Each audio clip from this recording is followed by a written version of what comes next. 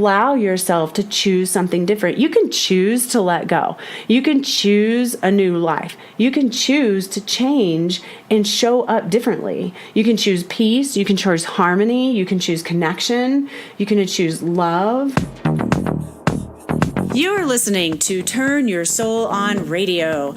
I am your host and visionary doctor, Dr. Brandy Victory, and my mission is to assist high-achieving women in closing the gap between feeling unfulfilled to living a life on fire. It is time, ladies, to champion our own lives and turn ourselves on. This is Living Victoriously, ladies.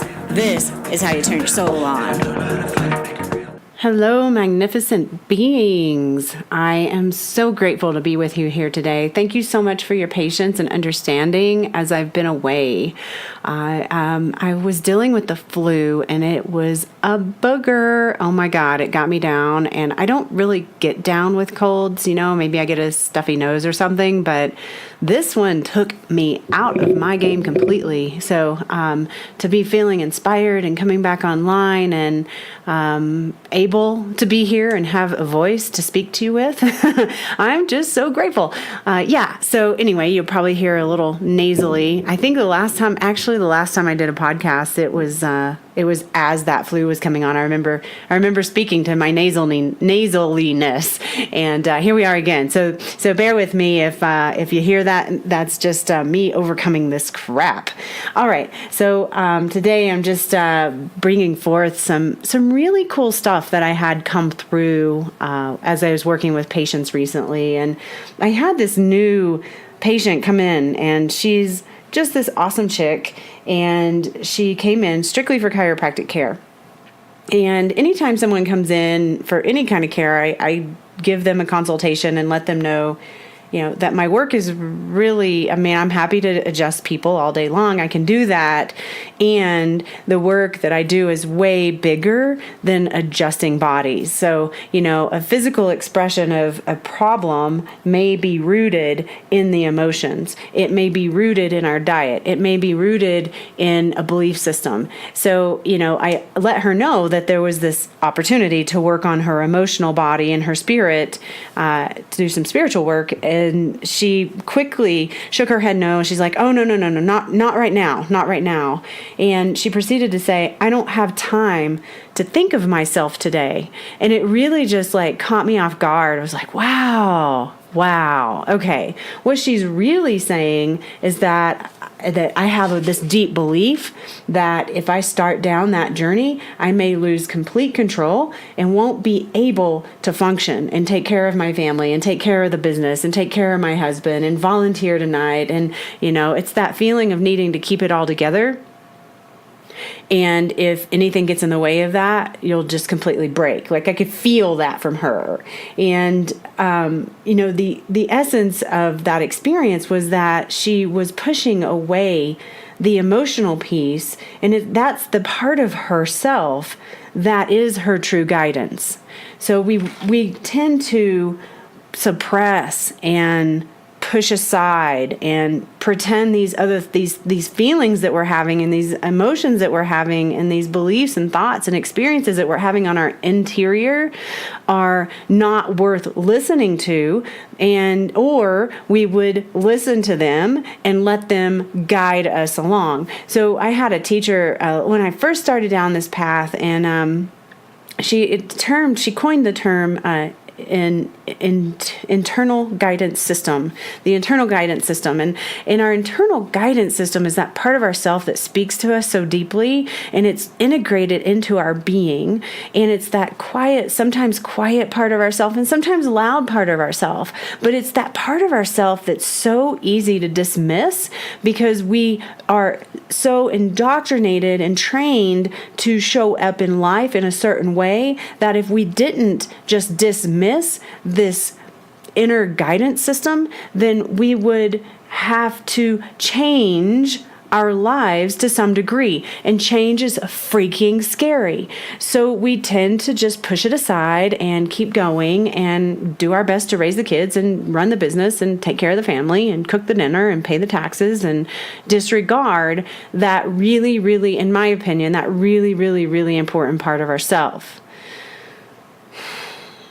And then on the other hand, I had another lady come in. I've been working with her for probably a year now, and it's just been so fabulous to watch her growth. She comes in now wanting to work on the emotional piece, and at first she did not. Actually, she was like, no, just work on. I did some muscular joint mobility work with her. And she's like, no, I don't really want to touch on that. And I would ask each time. And finally, she started doing it. Now she comes in. She's like, okay, let's just work on this, because what happens, and she's telling me this, she's like, what happens is I get triggered and then I suppress it. And then I become a ticking time bomb, and then suddenly at the smallest little thing I'll just blow up at my boyfriend, project all of my pain onto him, and cause a rift in our relationship, and then get into this cycle of sadness, grief, shame. And then that's probably, honestly, those feelings are probably the root of why she was having these feelings that she felt she needed to suppress. So, but to have her come in and go, no, let's address this. I get how powerful this is. I get how important this is to really look at the emotional piece and the energetics around why I'm showing up in the world the way I am, and having the understanding. Of course, I've been working with her for a year, but having an understanding of, wow, when I address this stuff, then things change. I change, my attitude change, how I show up change, my work. She's has her own business. She's an artist. Her work changes. She's more committed. Her relationships change. She feels better in her body. The pain in her body goes away. I mean, it's just beautiful to watch these women awaken to their power. And what I want you to know is that you are not broken. You are not broken. And if you suppress your emotions and ignore the triggers and pretend it's all okay, you too will end up like these ladies and lose your crap at just the stupidest little things and be caught in your repeating pattern. These emotions that we have, when we have like strong emotions, they create chemicals in our brain. And these chemicals happen to be very addictive. And so what happens is we get addicted to the dysfunction. We're addicted to the outbursts or the diminishing ourselves business, because those chemicals, our brain just wants more of those chemicals. So we set ourselves up to create opportunities to get a hit of these addictive chemicals by bringing on another outburst, or being caught up in a vicious loop, or suppressing our emotions again and always being on the brink of crying.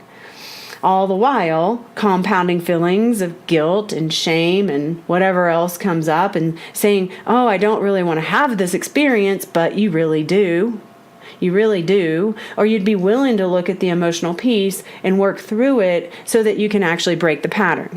So the new patient that I was speaking of earlier, she was, as she was leaving, she's just going on about how her kids have ADHD, how they don't get along very well sometimes when they're in these mental mindset spaces. There's problems at home, and I'm loving working with kids, because kids respond so quickly to my work. They don't have the baggage that we have, and they don't have the disbelief in the magic of life. And when we don't have disbelief in the magic of life, we believe in the magic of life, then things can be magical, and they can change so rapidly. And that's exactly what I see happen to kids. But what we have to understand is that the kids aren't the problem. The kids are a reflection of what's happening in the home, what's happening in the family unit. So if there's static in the household, we have to not only address what's happening in the kids. Yeah, the kids may need help because they're not doing good in school, and they're getting in fights, and they have symptoms of ADHD, which is way overdiagnosed in my opinion, but that's a conversation for another day. I see this stuff just just shift so fast when we get down to the root cause, and the root cause is not a lack of medication, and a lot of times, sometimes boys are just freaking hyper, okay, and sometimes people don't like that because we have lives to live, and hyper boys or hyper kids get in the way of that. But there's ways to navigate the hyperactivity and to balance the nervous system and remove the subconscious emotional interference that keeps that pattern going, so that the kids can relax into their own flow in life. So not only when I'm working with kids, not only do I treat kids, but I also highly encourage the parents to get treated too, because when everybody is balanced, then everybody's balanced. It's just a cool little thing. I had, when I was in California, I had this mom and daughter duo that would come see me about once a week.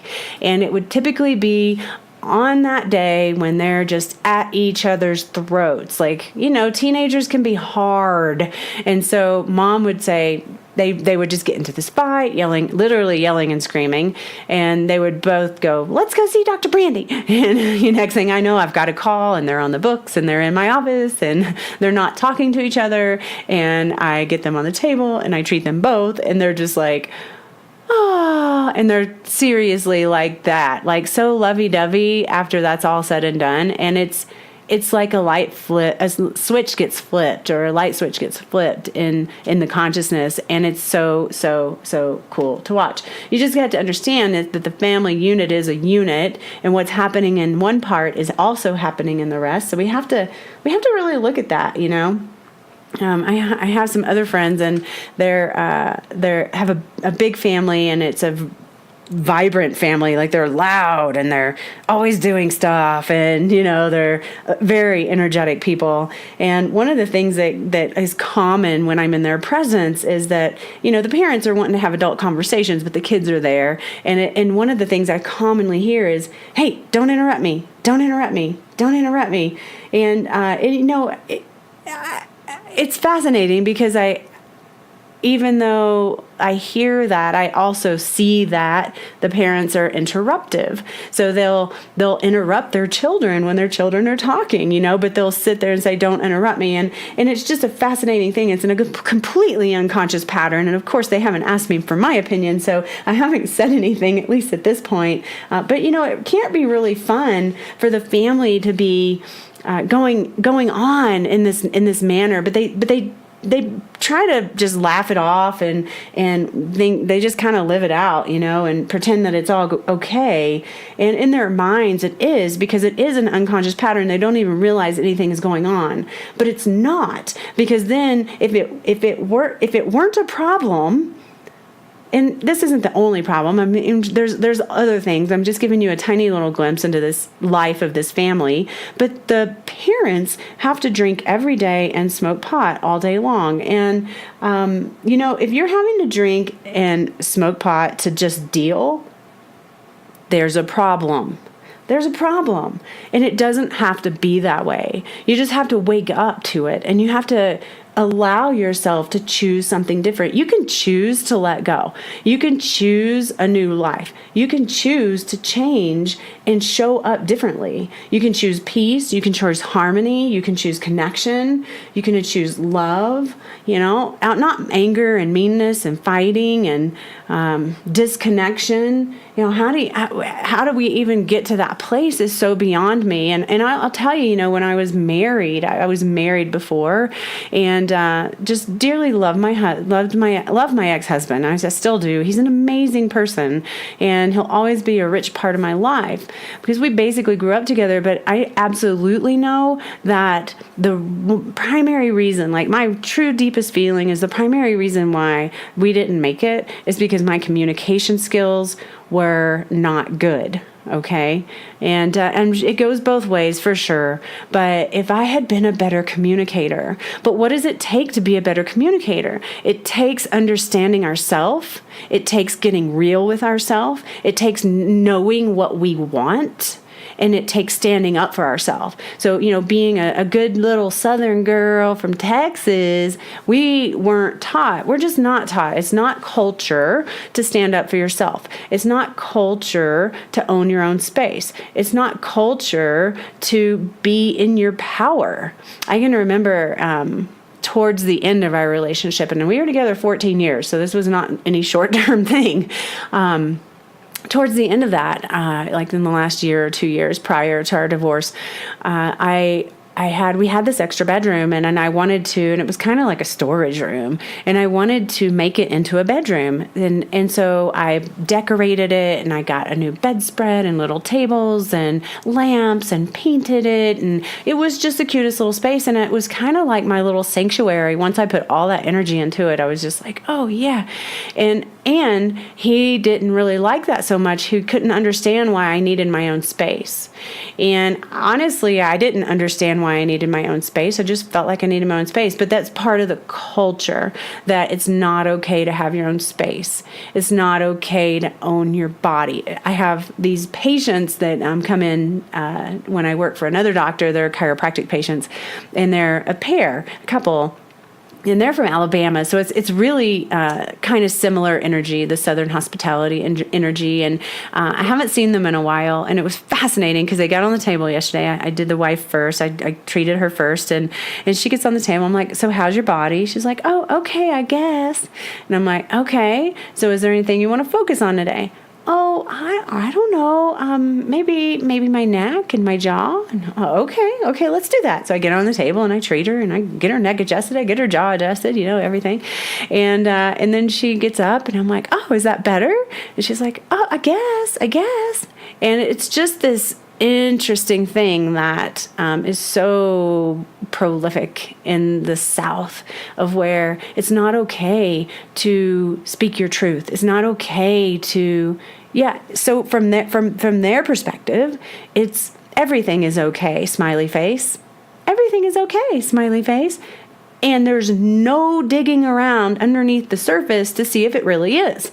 So so I know this pattern really well. And so I was raised that way. And so here I am like, yeah, everything's okay, smiley face. But underneath there's this simmer that's happening, and I had absolutely no awareness of it. And that simmer caused me to leave my marriage because it finally blew up. Just like the patient that I was telling you earlier, she understands that if she's not getting cleared on this subconscious emotional turmoil, or these belief systems that cause her to think that she's not good enough, or she's not loved, or she's all alone in the world. Like, those are driving forces through her life and other women's lives that I work for. And you have to get that stuff cleared out. Those are false beliefs. Those are false identifications, and you have the choice to not do that. So, meditation is a really great way to start letting those things go. So one of the things you can do is, and meditation doesn't have to be that big of a deal. You can just call it quiet time if you want, if meditation is a big word for you. It doesn't matter what you call it. Just take some time out each day and sit down and feel into, how do I feel? Take some deep breaths. Let your belly fill up.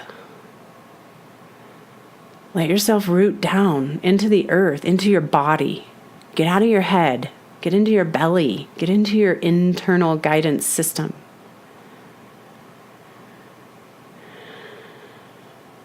And let yourself hear the guidance. What is it that I'm feeling? What is it that I'm really feeling? Is that important? Why is that important? Is there something I should know? Is there something I should do? Is there a graceful way for me to speak up for myself? Is there a graceful way for me to address this? And just keep asking. Just keep asking, and you'll get your answers. If you need help with this kind of stuff, I'm here for you, and know that you have the power. And sometimes the answers that come may be really uncomfortable. And let that be okay. Change is so uncomfortable. Change is so freaking uncomfortable. Right now I got sick and I started eating a bunch of carbohydrates. I think I even spoke to that on the last podcast. And one day leads to the next, and I've just been eating carbohydrates and processed foods. Like, okay, yeah, it's all been non-GMO and organic. And I had cereal 3 days in a row, and I had a cookie, and later I had pizza, and later I had gelato, and I mean the storyline just started going on and on and on, and I was like, okay, there's got to be a stop to this. So I could tell that some addictive patterns were starting to arise in my consciousness, because when I was younger and in the throes of bipolar manic depression, I had obsessive compulsive disorder with food. I had food addiction, and it didn't matter what kind of food it was. I would just eat, and then I couldn't stop eating. Like I might eat pizza, and later I might have ice cream, and later I might have something else, and it just would not stop. And it was a very, very horrible place to live, and to feel like you have no control in your life is just not a fun place to be. I so get it. And so what I know now is that I do have control in my life. So I had a moment where I was eating foods that were easy and fun, and that was a choice I made. And I've learned to not have real big attachment to it. In the past, I would have been beating myself up, slandering myself with very horrific self-hatred, self-talk. Calling myself all kinds of things, and feeling really worthless and like a failure. So I don't go into those patterns anymore. And there's a reason why. It's because I've been doing this work since I was 19 years old. My gosh, I've got 27 years on myself of all this kind of stuff. But, that's one of the things that I started is meditation and yoga and breath work. And of course, I was being treated by a practitioner who was doing the work that I do now. It's how I came to do this. But help is out there, and you don't have to feel stuck. And if you do feel stuck, reach out, and also know that you have the power to create change in your life. You can change yourself, you can change your energetics, and you can begin to experience life differently. All right, ladies, I'm going to leave it at that. Before I go, I do want to let you know that the Ignite workshop that we were going to have in January got snowed out. We've reset it for March. So I'm very excited for a springtime workshop, and I just want to put that in your space. If you think you might want to come join in and do some of this processing together, we'll have a sound healing. You'll get hands-on work. You'll have group work. I'm so excited for the experience. Also, I want to just touch base with you. I know I kind of got you all excited about the interviews that were coming, and they still are, but with the weather up here, I've literally scheduled 3 different interviews, and they all got snowed out. So I'm gonna see if I can change my technology to be able to go on location with people and do podcasting interviews where they're at, and that will make things free up a little bit. Otherwise, we're just going to be waiting a few more weeks till the snow decides to let up a bit and people can actually get to my place. Okay. Also, lastly, I'll be in Northern California. I'll be in the Santa Rosa, Sebastopol area, also in March, probably towards the end of March. And I just want to let you know that. So if you're in that area and you want to have some hands-on in-person work, I know I've got a lot of long-distance patients that are in California. So I'm just letting you know I'm going to be in town. So reach out to me and get on my schedule so I can get you booked. And we'll see you then. Otherwise, have a beautiful, beautiful day and week and month and new year. And gosh, I think we're coming up on a new moon pretty soon. So maybe we can speak to that on Friday. All right, ladies. Mwah, love you all. Thank you for tuning in to another awesome episode of Turn Your Soul On Radio. If you're enjoying the show and it's making a difference in your life, I'd be super grateful if you'd head on over to iTunes and leave a heartfelt review, which tremendously helps the growth of the show. Feel free to leave any suggestions or questions in your review, or you can shoot us an email at admin@drbrandyvictory.com. I also would like to invite you to become a deeper part of the Turn Your Soul On Radio community, which you can do by joining our private Facebook group, Turn Your Soul On. I'll leave a link in the show notes for you. Thank you so much for being here today, and I'll talk to you next time. Have a fantastic day. This podcast is for information purposes only. Dr. Brandy Victory is not a medical doctor, and the views and statements expressed on this podcast are not medical advice. This podcast, including Dr. Brandy Victory and the producers, disclaim responsibility from any possible adverse effects from the use of information contained herein. Opinions of guests are their own, and this podcast does not endorse or accept responsibility for statements made by guests. This podcast does not make any representations or warranties about guest qualifications or credibility. This podcast may contain paid endorsements and advertisements for products or services. Individuals on this podcast may have a direct or indirect financial interest in products or services referred to herein. If you think you have a medical problem, consult a licensed physician.